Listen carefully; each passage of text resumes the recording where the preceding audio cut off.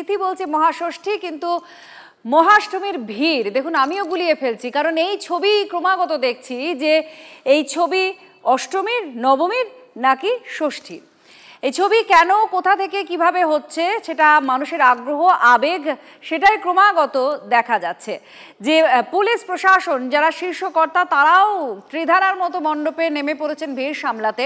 এবং যখন সাধারণ মানুষজনকে আমরা জিজ্ঞেস করছি যে আর কতটা দেখবেন ঠাকুর, কোনো রকম কোনো ক্লান্তি আছে কিনা, কারোর মধ্যে কোনো ক্লান্তির ছিটে ফোঁটাও দেখা যাচ্ছে না, বরং তারা বলছেন যে আরো কিছুক্ষণ তাদের এই ঠাকুর দেখার পালা বা প্যান্ডেল হপিং চলবে।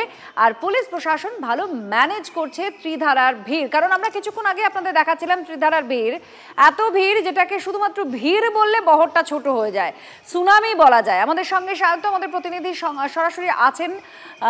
কি ছবি এই মুহূর্তে, কারণ আমরা ঘড়ির কাঁটা কিন্তু মানে এবার পরবর্তী তিথির দিকে আমরা ক্রমাগত এগোচ্ছি, আর ভিড় কোনোভাবে মানে জানান দিচ্ছে না যেটা ষষ্ঠী, মনে হচ্ছে যেন অষ্টমী নবমীর মধ্যেই আমরা আছি। একদমই। আচ্ছা, আজ কি আদৌ ষষ্ঠী? মনে তো হচ্ছে না। ছবিটা দেখাবো অর্ঘ্য, ছবিটা একবার দেখাও। যদি ভিড়ে